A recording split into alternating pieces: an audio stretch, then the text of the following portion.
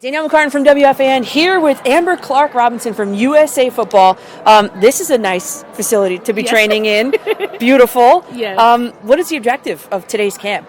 First off, super grateful for the Jets for allowing us to have this opportunity. They didn't have to do it, but I'm so glad that they're back in flag football and, believe in the game. Yeah. But the objective here is to identify talent. Yeah. So USA Football has done a really good job of creating opportunities for players to come out, showcase their talent, and get an opportunity to either be selected to go to the Select Bowl, is what they have every summer for like the developmental program, or they get a chance to get invited to trials to make their name on the USA team. Yeah, so I coach flag football. One of my players is here. I'm pretending not to see her. But I just, a lot of times in women's sports, you see that they have like these leagues and everything, and there's really no direct pipeline. The Jets, from my experience, they sponsor our high school league. Yes. They've sponsored a collegiate league that serves as a pipeline. This is just another extension of that. Jets don't do a lot of things right, but this is something they nail each and every year. Talk about the Jets' involvement with Team USA and this stuff. Like I said, it's super amazing that they're doing this. Like I said, they're providing the facility. Yeah. They were able to have the ECAC. That's the new conference that's opened up in college, so they've been able to back that. So honestly, they've been a tremendous push. Like I said, I'm just honored to have this opportunity to help just create this next, this next sport, or this new sport for this next generation coming up. So I saw you on the Pat McAfee show. Yes. This $50,000 shot. Take one, take two, take three. Yes. Where have you allocated the money? I know half was to charity. Yes, so half was to charity. So my high schools, or my hometown, the county that I'm from, they just started flag about 2 years ago. Oh, great. So I donated money to their programs so that they can have that. And then I've always been big on like helping out the homeless or the less fortunate. Yeah. So I also donated to two organizations. One helps with rehousing of just people that need it, of course. And then the other one is about every Sunday she provides meals to people in need, rain, sleet, or snow. She's going to be outside. So I made sure I provided some money so that she has the resources for that. What district? Shout it out. Yes, so I'm from Greenville, North Carolina, born and raised, proud Greenville native. And Pitt County is where I'm from. So it's 6 high schools, including my high school, that started flag. So I was like, Pitt County has given me so much, even though I didn't have the opportunity to play flag. I played so many sports there. Of course. I was able to become so successful because of them and because of where the resources that I had. So I wanted to be able to be that pipeline for them too. Perfect. Flag football, it's new, it's emerging. Team USA. Yes. Where has been the coolest place that flag football has brought you?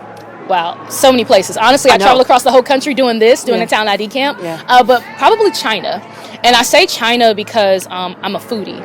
And I love authentic Chinese food, and I was in heaven. Like, we got second at the World Games. I mean, that's still something, but the food was just out of this world for me. And then Finland was really nice. It's so beautiful, it's so quiet, it's so clean. I can't even, it's so many places I don't even know. Like, I've been so many nice places, and I'm just so grateful. So it's a global thing. Like, I thought you were going to say, the Buffalo Bills last play. Well, we have been to NFL places too that have been like the Bills, the Cowboys, the Texans, all that good stuff.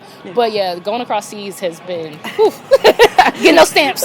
That's awesome. So you're on the U.S. flag football team. The ramp up to the 20. I mean, we've closed the Olympic Games. Paralympics are still up, but the ramp up to the LA Olympics. What does it look like for you? What are you doing? How does it look like? Training. Because every year you have to make the team. Just because you make it this year doesn't automatically mean you make it for 2028. So every year you have to make the team. Thankfully this year, the Acts at 12, you don't have to try out, but you go to the first training camp. But that's essentially your tryout. You know what I mean? You have to train. We all have full-time jobs, so we have to find the time to do that. Thankfully, I've been blessed to be a college coach. So I live, sleep, breathe football, and I have time to train, and I have those hours. And the facilities. And the facilities and the resources and everything with the trainers. So, like I said, I'm in a great position, but I know some of my teammates definitely sacrifice a lot to be able to train and take time away from work and different things like that. So, it's a build up, you know what I mean? It's always pressure. I think it's more pressure when you continue to make the team because you're seen as like, all right, we made the team now. How can you continue to come back and still be that impact that you were? And you're the one that I'm going to try to knock off. Exactly. You know what I mean? So, but it's always a fun time. It's always great competition. And like I said, the best are going to make it, whether it's me, somebody else, or anything. I just want the best for the team. When did that become a reality for you? Team USA, Olympics are just right there. When did it become a reality for you? Honestly, the announcement back in October, I think, of 2023, when they made that announcement, I was just like, wow. Like, I've always wanted to be like an Olympian, but I thought it was going to be like basketball, track, any other sport that I was playing. But flag football was never a thought process. I just started playing flag in 2020, so I'm still pretty new to it. But yeah, it's still kind of surreal that it's going to be an Olympic sport, but I'm just super excited. And like I said, I'm just hoping that I get there. Like, I only need one Olympics. I don't need another one after that. I just want to play in one Olympic game, and then I can live my happy life after that. Good luck to you. Thank you. So I just want to really leave this open-ended on purpose. Take it whichever way you want to do this. But I wanted to ask you about the alternative plans for the women's gold medal hockey team. Just leave it there. What do you think about the plans? Okay, well, to each his own. Like I said, I don't really like to talk politics because that's a really touchy subject. Sure. But whatever works best for them. I think it's great that other companies and organizations are being super supportive. Flavor Flav has always been supportive of the Olympics. I mean, I know he was doing something for, I think, the gymnasts. I think it was the gymnasts in the last Olympics, so I don't know. But it was really cool to see, and I'm glad he's starting to back. And like I said, I'm just happy that they have that support wherever it comes from. And you know what? He on Instagram also, he said, $1 billion corporations, that's cool, you're going to donate, but sponsor a female athlete, sponsor a team. Two parts here. What do you think, is there a problem with sponsorships? And two, how do you think corporate America will respond? I don't think it's a problem with sponsorships. I just think it's a problem with visibility. I think we're not getting enough visibility. Like, there's smaller companies and corporations that are sponsoring women athletes, but you're not seeing the big ones like the men get, with the Nike, the Adidas, like the Reebok, the Under Armour, like all the stuff. Like, Under Armour did start backing flag football, of course, but that's like the first one. Nike did it as well. But like I said, you have these other organizations that haven't hopped on yet, so it'd be nice to see, because I think we do deserve that. I think we're elite level athletes, just like a basketball player or a football player or a soccer player, you know what I mean? So I think we deserve it. But like I said, I'm grateful for the ones that are supporting it, because we have some really good companies like Game Breaker and Fake This. Like I said, Under Armour, they're really backing us. So, I mean, it's going to take a while, I'm sure, for everybody to get on, but I'm glad for the ones that have started. Yeah, it's great. What do you like about women's sports and coverage, what it's getting, and then what would you wish to change? So I do like the new update about ESPN, about doing Women's Sports Sundays. I think that's going to be great. I feel like it should be more than just one day, because, we play on more than one day of the week. I know. But it's a start. And then I do like that there are companies, or not companies, but cities around the world who are having those women-only bars. I think that helps support a lot as well. But definitely want to see more coverage. Like I said, we play on more than just a Sunday. There's Monday night games, there's Wednesdays, there's Thursdays, all these days that should have some coverage. And you should also get to the lifestyle of these athletes, because it is different than men. Some men athletes, that is their job. The sport is their job. But when it comes to the women's side, we have full-time jobs. Some people are doctors, some people are nurses, some people are teachers, coaches. Like, there's a lot of different job professionals that are jobs that they have behind the scenes that I think need to be, highlighted, and just to show that, hey, we are more than just this athlete that you see on the field. Like, we are putting our all into other things, and we're being very beneficial to the world in other ways. So just to have those cover stories, I think it just takes you deeper into the athlete, and you understand them a little bit more, you connect with them a little bit more. So it looks like me talking to you about, what it's like to be a college coach, things like that. Yes. Okay. Literally just kind of going through a day-to-day, like, hey, what do you do for a day-to-day? Like, how do you train? How do you compete? Like, what is your mindset?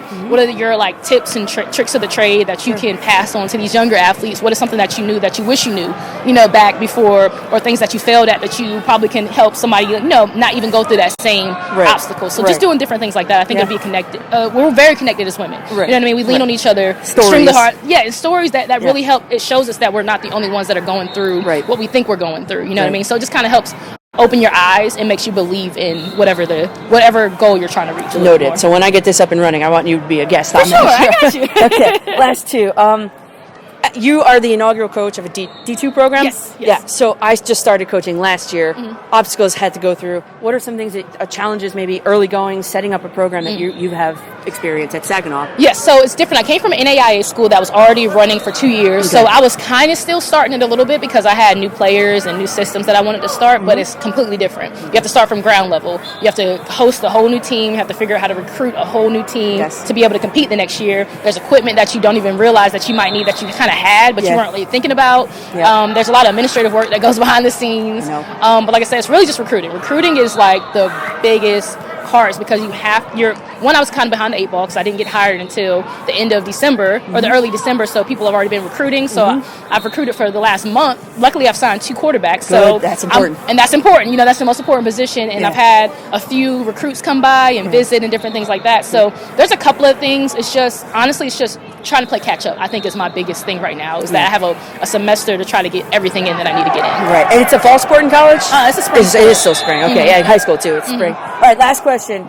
I told you I coach. What can I do at the high school level to better prepare my kids for maybe going to play in college?